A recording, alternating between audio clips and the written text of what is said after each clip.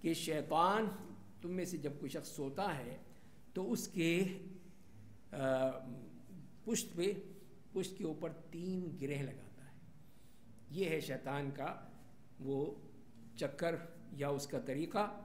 اور پھر وہ اس کے اوپر ہر گرہ پہ کیا کرتا ہے، گرہ جب باندھتا ہے اس پہ کہتا ہے کہ اب لمبی رات ہے، سو جاؤ، آرام کرو، مزے کرو، کوئی ضرورت نہیں ہے کوئی ادھر ادھر بھاگنے اٹھنے کی یا نمازیں پڑھنے کی. بات پڑھنی سارا دن پڑھتے تو رہے نمازیں، اب کیا کرنا ہے، سو جاؤ، آرام کرو، مزے کرو.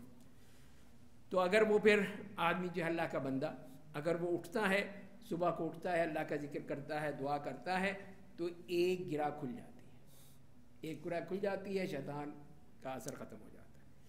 اس کے بعد وضو کرتا ہے، وضو کرنے کے وجہ سے دوسری گرہ بھی کھل جاتی ہے، وہ بھی ختم.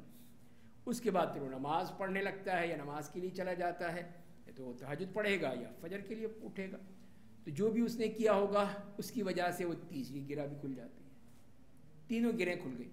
اب وہ اسی لیے فرمایا فَأَصْبَحَ نَشِيطًا طَيِّبَ النَّفْسِ، تو وہ پھر بہت ہی تر و تازہ اور بہت ہی اچھے نفس کے ساتھ اٹھتا ہے، اس لیے کہ شیطان کا زور ختم ہو گیا، بھاگ گیا وہ تو. اور اگر نہیں ہے إِلَّا أَصْبَحَ خَبِيثَ النَّفْسِ كَسْلَانٍ، اور اگر ایسا نہیں ہے، شیطان کی گرہیں بدھی ہوئی ہیں، تو وہ پھر خبیث النفس بہت ہی برا ہوتا ہے، سستی کے مارے اس سے کوئی کام نہیں ہوتا، سارا دن اس کا برباد ہو جاتا ہے. تو یہ فرمایا کہ ایسے نیک شخص کے لیے کتنی بڑی خوشخبری ہے کہ اللہ تعالیٰ نے اس کے لیے آسانی فرما دی. شیطان کی ساری گرہیں کھل گئیں، اس کے سارے چکر ختم ہو گئے، نہیں پڑا سوتا رہا، تو پھر وہ مسئلہ ہو گیا، شیطان غالب آ گیا. اور اسی طرح ایک اور چیز بھی فرمائی، جیسے کہ عبداللہ بن مسعود رضی اللہ عنہ فرماتے ہیں کہ نبی کریم صلی اللہ علیہ وسلم کے پاس ایک شخص کا ذکر کیا جب تک کہ صبح نہیں ہو جاتی، صبح ہو جائے، سورج نکل آتا ہے، نماز نہیں پڑھتا، پڑا سوتا رہتا ہے. تو کیا فرمایا، ذاک رجل بال الشیطان فی اذنہ، یہ وہ شخص ہے جس کے کان میں شیطان نے پیشاب کر دیا ہے. یہ دیکھیے، تو وہ شیطان اس کو اپنا باتھ روم بنا لیا، اس نے وہیں پہ اپنی قضائے حاجت کر دی، اس نے تو وہیں اس کے کان میں ہی.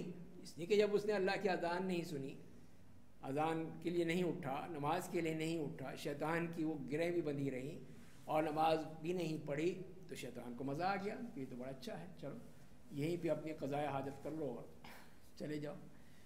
تو یہ ہے اصل مسئلہ، جب یہ شیطان جو ہے وہ اپنی پوری کوشش کرتا ہے کہ انسان کو کوئی اچھا کام نہ کرنا دے، بلکہ اس کو تباہ و برباد کر دے. اللہ تعالیٰ ہمیں شیطان کے ان ہتھ کنڈوں سے محفوظ رکھے اور پھر نیک عمل کرنے کی توفیق عطا فرمائے. وآخر دعوانا الحمد للہ رب العالمین.